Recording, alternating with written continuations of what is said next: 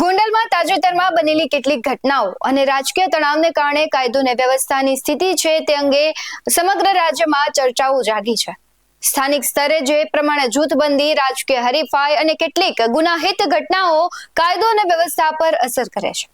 Police તંત્ર આ સ્થિતિને નિયંત્રિત કરવા પ્રયાસ તો કરી રહ્યું છે, પરંતુ કેટલાક કિસ્સાઓમાં તેમની કાર્ય પદ્ધતિ પર પ્રશ્નાર્થ ઉભા થયા છે। ગોંડલ તેના રાજકીય અને સામાજિક જૂથવાદ માટે તો જાણીતું છે, પરંતુ આઝાદી પછીથી જ આ જૂથવાદ સતત સપાટી પર આવતો રહ્યો છે અને તેમાં મુખ્યત્વે બે મોટા સમાજ, પાટીદાર અને ક્ષત્રિય સમાજ વચ્ચેનો રાજકીય વર્ચસ્વનો સંઘર્ષ જોવા મળે છે। આ ઉપરાંત સ્થાનિક સ્તરે ભાજપમાં પણ આંતરિક જૂથબંધી જોવા મળી રહી છે, પણ આ બધાની વચ્ચે ગોંડલ મામલે કેમ મોટા ગજાના નેતાઓ તથા સામાજિક અગ્રણીઓ મૂક પ્રેક્ષક બની આખો ખેલ જુએ છે તે શંકાશીલ એક પ્રશ્ન છે। નમસ્કાર, વાત વિગતવાર સાથે હું ભગવતી। આજે વાત કરવી છે ગોંડલની, કારણ કે છેલ્લા કેટલાય સમયથી ગોંડલ સતત વિવાદોમાં ઘેરાયેલું રહ્યું છે અને ગોંડલના ઇતિહાસ અને વર્તમાન પર સૌથી પહેલા નજર કરવી છે। આજે આઝાદી પહેલા ગોંડલ એક સ્વતંત્ર રજવાડું હતું અને તેના શાસકો પાસે વહીવટી અને આર્થિક નિર્ણયો લેવાની સંપૂર્ણ સત્તા હતી। ભારતીય સંઘમાં વિલીનીકરણ સાથે આ સત્તા કેન્દ્ર સરકાર અને ત્યારબાદ ગુજરાત રાજ્ય સરકારના હાથમાં આવી ગઈ અને સૌરાષ્ટ્રના અન્ય રજવાડાઓની જેમ જ ગોંડલમાં પણ ખેડે તેની જમીન જેવા કાયદાઓ લાગુ પડ્યા, જેના કારણે જમીનદારી પ્રથાનો અંત આવ્યો। આનાથી ઘણા રાજવીઓ અને જમીનદારોમાં કચવાટ ફેલાયો, કારણ કે તેમની આર્થિક સત્તામાં ઘટાડો થયો। જો કે ગોંડલ રાજ્ય આઝાદી પછી જ ખેડૂતોને જમીનના સંપૂર્ણ કબજા હક આપેલા હતા, છતાં આ કાયદાની અસર સ્થાનિક સમાજ પર પડી અને ગોંડલના રાજકારણમાં પાટીદાર અને ક્ષત્રિય સમાજ વચ્ચે રાજકીય હડતાલ શરૂ થઈ, જે આજે પણ જોવા મળી રહી છે। આના કારણે સ્થાનિક રાજકારણમાં તણાવ અને કેટલીક વખત તો હિંસા પણ જોવા મળી છે। આઝાદી પછી ગોંડલમાં વિવિધ સમાજો, ખાસ કરીને પાટીદાર અને ક્ષત્રિય સમાજ વચ્ચે રાજકીય અને સામાજિક વર્ચસ્વ માટે સંઘર્ષો જોવા મળ્યા છે। આ સંઘર્ષો ઘણી વખત હિંસક સ્વરૂપ ધારણ કર્યું અને કાયદો અને વ્યવસ્થા માટે પડકાર ઉભો કર્યો છે। ગોંડલમાં બાહુબલીની છાપ ધરાવતા નેતાઓનું વર્ચસ્વ છે। ભૂતકાળમાં હત્યા અને અન્ય ગુનાહિત પ્રવૃત્તિઓના કેસોમાં પણ સ્થાનિક રાજકીય નેતાઓના નામ ચર્ચાઈ ચૂક્યા છે, જેના કારણે ગોંડલની છબીને નુકસાન થઈ રહ્યું છે અને કેટલાક લોકો દલીલ કરે છે કે રાજવી શાસન હેઠળ જે શિસ્ત, સામાજિક સંસ્કાર અને સુશાસન હતું તે આઝાદી પછીના લોકશાહી ઢાંચામાં જાળવી શકાયું નથી, જેના કારણે સામાજિક કથળતી સ્થિતિ જોવા મળે છે। ભૂતકાળમાં વિનુ સિંગાળા હત્યા કેસ, રાજકુમાર જાટના શંકાસ્પદ મોત અને પાટીદાર યુવકોને મારવાના આરોપો જેવા અનેક વિવાદોમાં જયરાજસિંહ જાડેજા પરિવારનું નામ ચર્ચાઈ ચૂક્યું છે, જે પણ આ વર્તમાન વિવાદની પૃષ્ઠભૂમિમાં જોવા મળે છે। ગોંડલના કેટલાક પાટીદાર યુવાનો સુરતમાં વેપાર ધંધા સાથે જોડાયેલા છે અને સુરતમાં થયેલી બેઠકોએ પણ આ વિવાદને વધુ ઉગ્ર બનાવવામાં ભૂમિકા ભજવી છે। ત્યારે નિખિલ ડોંગર સાથેના જયરાજસિંહ જાડેજાના જૂના બંદૂક પણ આ વિવાદમાં ચર્ચામાં આવ્યા છે। આ વિવાદ ગોંડલના રાજકીય અને સામાજિક વાતાવરણમાં ભારે તણાવ સર્જી રહ્યો છે અને આગામી સમયમાં પણ વધુ પડઘા પડી શકે છે। પહેલા વાત કરીએ પાટીદાર વર્સિસ ક્ષત્રિય જૂથવાદની, તો ગોંડલ વિધાનસભા બેઠક પર પરંપરાગત રીતે પાટીદારનું પ્રભુત્વ રહ્યું છે, પરંતુ છેલ્લા કેટલાક દાયકાઓથી ક્ષત્રિય સમાજના નેતાઓ, ખાસ કરીને જયરાજસિંહ જાડેજા પરિવારનું વર્ચસ્વ જોવા મળે છે અને આના જ કારણે બંને સમાજ વચ્ચે રાજકીય ખેંચતાણ રહી છે। આ જૂથવાદનું મૂળ સત્તા અને સ્થાનિક વર્ચસ્વની લડાઈ છે। કોને ટિકિટ મળશે, કોણ ચૂંટાશે, કોણ ગોંડલ પર રાજ કરશે, તે મુદ્દે બંને સમાજના આગેવાનો સામસામે આવતા રહે છે। તાજેતરનો જે વિવાદ ચાલી રહ્યો છે ત્યાં જૂથવાદનું જ એક ઉદાહરણ છે। ત્યારે ગીતાબા જાડેજાના પુત્ર ગણેશ જાડેજા, જે ક્ષત્રિય સમાજનું પ્રતિનિધિત્વ કરે છે, અને પાટીદાર નેતાઓ અલ્પેશ કથિરિયા, જિગીસા પટેલ વગેરે વચ્ચેની શાબ્દિક અને પછી શારીરિક અથડામણ આ જૂથવાદને વધુ તેજ બનાવે છે। આ વિવાદમાં ગણેશ ગોંડલે પાટીદાર નેતાઓ પર આકરા પ્રહારો કર્યા અને તેના જવાબમાં પાટીદારોએ પણ ગોંડલ જઈને શક્તિ પ્રદર્શન કરવાની જાહેરાત કરી હતી, જેના પરિણામે ઘર્ષણ થયું હતું। હવે વાત કરીએ રાજકુમાર જાટના ભેદી મોતની। રાજકુમાર જાટના ભેદી મોતનો મામલો ગોંડલમાં ખૂબ જ ચર્ચામાં આવ્યો। આ મામલે અનેક ખુલાસાઓ અને આરોપ પ્રતિ આરોપો થયા। રાજકુમાર જાટ ગુમ થયાના 7 દિવસ પછી જ મૃતદેહ છે તેનો રાજકોટ અમદાવાદ હાઈવે પરથી મળી આવે છે અને શરૂઆતમાં પોલીસ 4 માર્ચના રોજ હિટ એન્ડ રનના કારણે રાજકુમારનું મૃત્યુ થયો હોવાનું જણાવે છે। રાજકોટ શહેર એસઓજી અકસ્માત સર્જનાર ખાનગી બસના ડ્રાઈવર અને ક્લીનરની અટકાયત પણ કરે છે, પરંતુ પોલીસ 150 થી વધુ સીસીટીવી તપાસ્યા બાદ અકસ્માતથી મોત થયાનો તે ખુલાસો કરે છે, પરંતુ વાસ્તવિકતા કંઈક અલગ છે। રાજસ્થાનના નાગોરના સાંસદ હનુમાન બેનીવાલા ટ્વીટ કરીને આ મામલે સીબીઆઈની તપાસની માંગ કરી। પૂર્વ ધારાસભ્ય તથા પરિવારનું હત્યાકાંડમાં નામ હોવાનો આરોપ લાગ્યો અને વધતા દબાણ બાદ પોલીસે ગુપચુપ રીતે જયરાજસિંહ જાડેજાના બંગલામાં હાજર અજાણ્યા શખ્સ સામે એનસી કેસ રજીસ્ટર કર્યો. બીજી તરફ ગણેશ જાડેજાએ રાજકુમાર અને તેના પિતા સામે બંગલામાં ગેરકાયદેસર પ્રવેશ અંગે પોલીસને અરજી આપી. પોલીસે જયરાજસિંહ જાડેજાના ઘરના સીસીટીવી ફૂટેજ પણ જાહેર કર્યા, જેમાં પિતા પુત્ર જાતે જ અંદર આવતા હોવાનું પુષ્ટિ થયું અને તેમને મારવામાં ન આવ્યો હોવાનું પણ પોલીસે જણાવ્યું છે. જો કે પિતાએ હજુ પણ પુત્રને ઢસડીને ઘરમાં લઈ ગયા હોવાનો અને માર્યા હોવાનો આક્ષેપ કર્યો છે. આમ રાજકુમાર જાટના ભેદી મોત માટે કોણ જવાબદાર છે તે અંગે હજુ પણ રહસ્ય અને વિવાદ યથાવત છે. ત્યારે પોલીસ અકસ્માતનો દાવો કરી રહી છે, જ્યારે પરિવાર હત્યાની આશંકા વ્યક્ત કરી રહી છે અને પુરાવા પણ આ દિશામાં ઇશારો કરી રહ્યા છે. કેસમાં વધુ તપાસ હજુ ચાલુ છે. ચિઠ્ઠા બહાર આવે છે કે ભીનું સંકેલાઈ જાય છે તે જોવું રહ્યું. અમિત ખૂંટ આત્મહત્યા કેસ પણ ગોંડલનો છે. તેની વાત કરીએ તો ગોંડલના રીબડા ગામના અમિત ખૂંટે 5 મે 2025 ના રોજ ગળે ફાંસો ખાઈને આત્મહત્યા કરી. અમિત ખૂંટે તેની સુસાઇડ નોટમાં અનિરુદ્ધસિંહ જાડેજા, તેમના પુત્ર રાજદીપસિંહ જાડેજા અને 2 યુવતીઓ પૂજા રાજગોર અને એક સગીરા નામનો ઉલ્લેખ કર્યો હતો. તેણે આરોપો લગાવ્યા છે કે તેને હની ટ્રેપમાં ફસાવીને ખોટા દુષ્કર્મના કેસમાં ફસાવવામાં આવ્યો અને તેમને મરવા મજબૂર કરવામાં આવ્યો. ગોંડલ પોલીસે અમિત ખૂંટના કાકાની ફરિયાદના આધારે અનિરુદ્ધસિંહ જાડેજા, રાજદીપસિંહ જાડેજા, 2 યુવતીઓ સહિત અન્ય લોકો સામે ફરિયાદ નોંધી. પોલીસે આ કેસમાં 4 લોકોની અટકાયત પણ કરી, જેમાં 2 વકીલો હતા, સંજય પંડિત અને દિનેશ પાતર.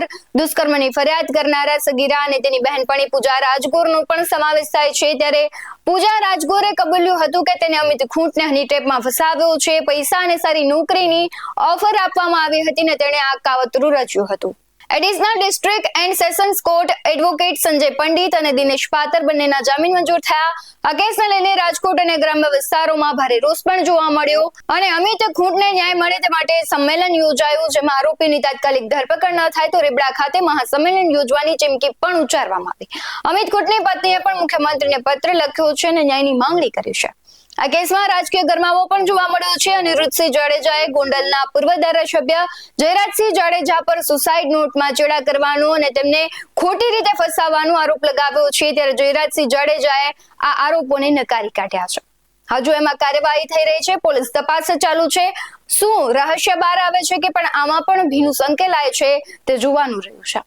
બની ગજેરા પર ગોંડલના કેટલાક રાજકીય નેતાઓ, જેમાં પૂર્વ ધારાસભ્ય જયરાજસિંહ જાડેજા, તેમના પુત્ર ગણેશ જાડેજા અને જિલ્લા ભાજપ પ્રમુખ અલ્પેશ ઢોલરિયાનો સમાવેશ થાય છે. તેમના વિરુદ્ધ સોશિયલ મીડિયા પર અપમાનજનક અને બેફામ વાણી વિલાસ કરતા વિડીયો પોસ્ટ કરવાનો આરોપ છે. ગોંડલ તાલુકા પંચાયતના મહિલા પ્રમુખ હિનાબેન ઢોલરિયાના પતિ ભરતભાઈ ઢોલરિયાએ પણ બની ગજેરા અને પિયુષ રાદડિયા વિરુદ્ધ ફરિયાદ નોંધાવી છે, જેમાં બની ગજેરાએ તેમના પરિવારની મહિલાઓના ચારિત્ર્ય પર ખોટા આક્ષેપો કરીને વિડીયો અપલોડ કર્યા હોવાનું જણાવ્યું છે. એક ઉદ્યોગપતિને ધમકી આપીને ₹11 લાખની ખંડણી માંગવાનો પણ આરોપ છે. આ ઉપરાંત ગોંડલ તાલુકા ભાજપ પ્રમુખ અશ્વિન ઠુમર અને ઉપપ્રમુખ વિશાલ ઘૂંટના ચારિત્ર પર આક્ષેપો કરતા વિડીયો વાયરલ કરવાનો પણ આરોપ છે.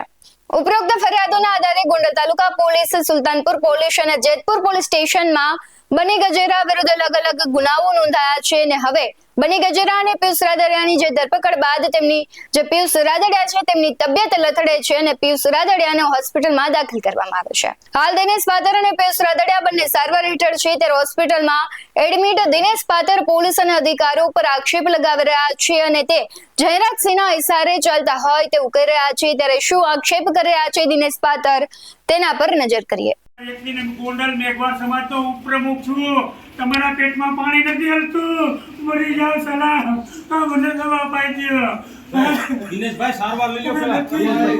આવી જિંદગી હું જીવો નહીં હોય. દિનેશભાઈ કાઈ નથી કર્યું.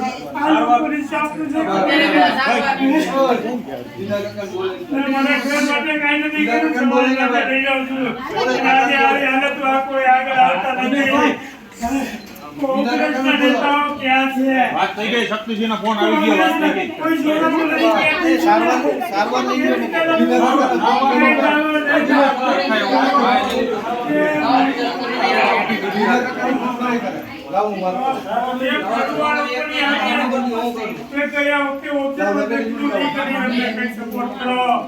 બાકી અમારી જેવા સૈનિક નહીં મળ્યા કોઈ દિવસ. મારી નાખો, ગોળી મારી દો. બરાબર છે. જીવતા સાહેબ ઇન્જેક્શન મારી ગયો, નથી જીવવું. આવું જીવન નથી જીવવું. કેટલું કરવું આ લોકો હવે સિસ્ટમ આખી લોકો ચલાવે છે યાર. તમામ નિર્દોષ લોકોને ખોટા ગુનામાં સંકળાયેલા મોટા બાર એસોસિએશનને કે ભાઈ સાહેબ જાગો, હડતાલ કરો, બાર એસોસિએશન જાગો.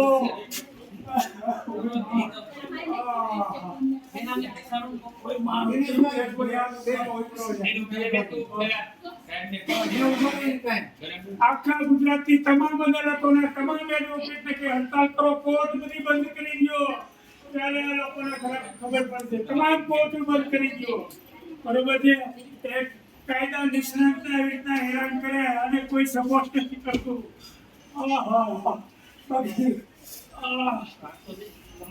સાહેબ જીવનમાં બહુ દુખે છે. અંદર દુખે છે અંદર.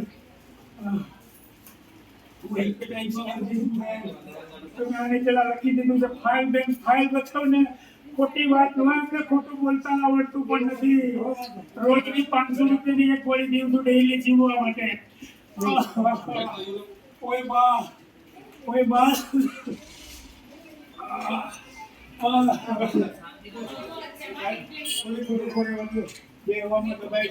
સિસ્ટમ દબાઈ છે.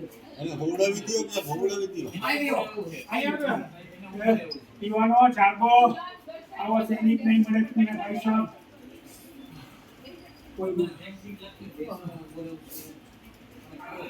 મીડિયામાં જાહેર કરો, ખોટા ગુના કરી અને આ ગુસ્સી ટોકમાં 100% ફિટ કરવાના છે.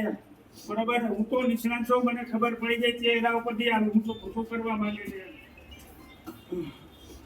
કોણ બની ગજેરા, કેના પેટનો બની ગજેરા. તો કાયદાનું કામ કરીએ છીએ, કોઈ ગુનેગારને સપોર્ટ પણ ના કરીએ અને ડંકાની ચોટ ઉપર કાયદાનું કામ કરીએ છીએ.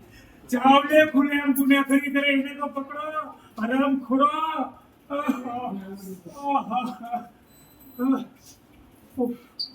એક ગુનેગારને પકડો, જાઓ જેલ કહેવાય, અટકડી નાખવાની. સામાન્ય માણસો આગેવાનોને પકડીને ડેમેજ કરો છો.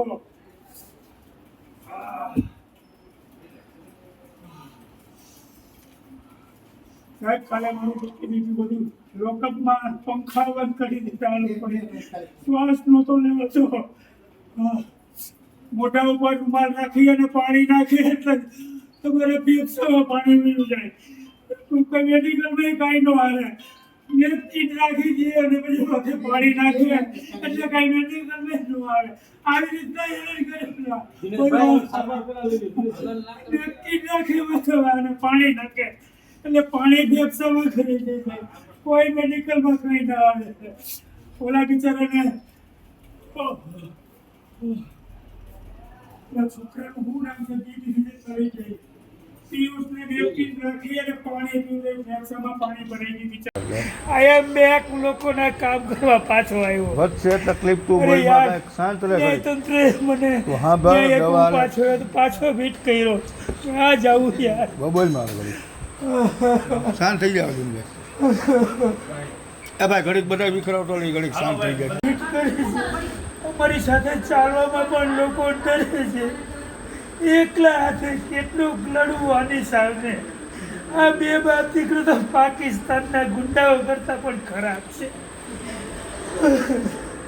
અરે યાર, એન્કાઉન્ટર કરાવી દો ને મારી નાખો, નથી જીવવું અમારે. જુનાગઢ પ્રકરણમાં જે થયું એમાં એડવોકેટ તરીકે તાકાતથી અમે રહ્યા. એનું પરિણામ છે રાજકુમારમાં ન્યાય અપાવવામાં ભેગા રહ્યા. એનું પરિણામ છે. શું કરવું? હું તો મારા પરિવાર પણ મારાથી અલગ પડવા માંડ્યો. ગાંડો કે છે કે શું ઘરે બેસીને લોકો દાંત કાઢે છે. આના કરતાં મજૂરી કરવી સારી યાર. હવે નથી લડવું. હું તો આ બધું છોડીને સંન્યાસ લેવા માંગુ છું. કેમ લડવું આ લોકો સામે? હદ છે યાર, હદ છે.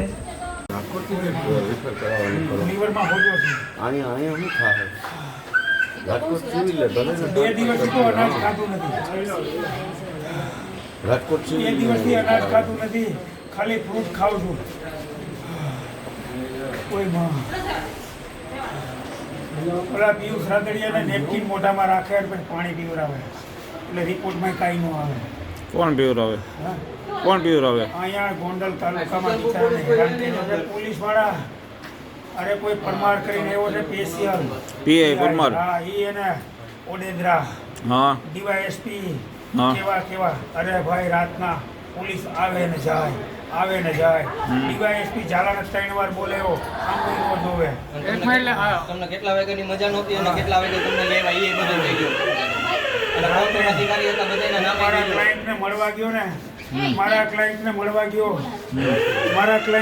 ગયો તો સીધો મને એરેસ્ટ કરી લીધો ત્યાં ને ત્યાં ગેરકાયદેસર એરેસ્ટ કર્યો મને. કોણે એરેસ્ટ કર્યા તમને? અરે પીઆઈ પરમારે. પીઆઈ પરમારે? આ ગેરકાયદેસર એરેસ્ટ કરી અને આખી રાત લોકઅપમાં મને પરેશાન કર્યો. અને પિયુષ રાદડિયાને શું કર્યું? પિયુષ રાદડિયાને નેપકિન માથે રાખી અને પાણી પીવડાવતા હતા.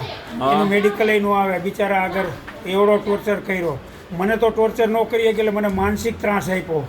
લોકઅપમાં રાખે, કોઈને મળવા ન દે અને બહુ ત્રાસ કર્યો. સામાન્ય ગુનામાં નોટિસ પણ નહીં. મારા ક્લાયન્ટને મળવા ગયો અને મને લોકઅપમાં રાખી દીધો. આખી રાત માનસિક ત્રાસ. ત્યાંથી છોડાવે બી ડિવિઝનમાં લઈ જાય, સી ડિવિઝનમાં લઈ જાય, એ ડિવિઝનમાં તાલુકામાં લઈ જાય. પેલા ભાઈ સાહેબ મેં હું ગુનો કર્યો છે. તમને આ 2 દિવસ શું કર્યું? 2 દિવસ શું કર્યું? અરે કોઈ વિડીયો વાયરલ બની ગજેરાએ કર્યો છે. હા. એને હું એકવાર છોડાવવા ગયો જેતપુર ક્લાયન્ટ ના હસ્તે. બાકી મેં કોઈ દી એને ફોને નથી કર્યો. હા. ભાઈ તમે કીધું CDR કઢાવી નથી હોય તોય ગમે એમાં સંડોવી દે અને હેરાન શું કર્યા તમને 2 માનસિક દિવસ? ત્રાસ આપે અને ગુનામાં ગુનેગાર બનાવે અને શ્યોર કોઈ મોટા ગુનામાં ફસાવાની તૈયારી હાલી રહી છે. કોઈને મળવા ન દે. જે ગુનામાં ગિરફ્તાર કરવા ન જોઈએ એવા ગુનામાં ગિરફ્તાર કરીને 24 કલાક લોકઅપમાં રાખે. એટલે અમે તો એડવોકેટ છીએ. બાર એસોસિએશને વિરોધ કર્યો તોય હુંડીપટ પોલીસ એની સિસ્ટમ હલાવે છે. ગેરકાયદેસર સિસ્ટમ હલાવી જો અમારી જેવા સૈનિકો તાકાતવાળા સૈનિકોને હેરાન કરે તો સામાન્ય માણસોનો ક્લાસ નથી. આ સિસ્ટમ હવે આતંકવાદી એના કરતાં પણ ખરાબ થઈ ગઈ છે. ગોંડલનું જે વાતાવરણ છે તેમાં જોવા મળી રહ્યું છે કે જૂથવાદના કારણે રાજકીય અસ્થિરતા રહે છે અને વિકાસના કાર્યો પર પણ તેની અસર થઈ શકે છે અને જ્ઞાતિ આધારિત જૂથવાદ સમાજમાં તણાવ અને ભાગલા પાડી શકે છે જે સામાજિક સૌહાર્દ માટે હાનિકારક છે. પરંતુ એક વસ્તુ અહીંયા પણ છે કે પાટીદાર હોય કે ક્ષત્રિય તેમના ઘણા રાજકીય આગેવાનો છે, મોટા ગજાના નેતાઓ છે, તે આ મામલે મૂક પ્રેક્ષક બન્યા છે. તે એક ખૂબ જ મોટો પ્રશ્ન છે. ટૂંકમાં ગોંડલમાં જૂથવાદ એક જટિલ સમસ્યા છે જે રાજકીય, સામાજિક અને કેટલીક વખત ગુનાહિત પરિબળોથી પ્રભાવિત છે. તે શહેરના વિકાસ અને શાંતિ માટે એક મોટો પડકાર બની રહ્યું છે. આ મુદ્દે તમારું શું કહેવું છે કમેન્ટ કરી જરૂરથી જણાવજો. હાલ વાત વિગતવારમાં બસ આટલું જ. વધારે અહેવાલો માટે તમે અમારી YouTube ચેનલને સબસ્ક્રાઇબ કરવાનું, અમને Facebook અને Instagram પર ફોલો કરવાનું ભૂલશો નહીં. બાકી અવનવી અપડેટ્સ મેળવવા માટે આપ જોતા રહો BS9 TV ન્યૂઝ. નમસ્કાર.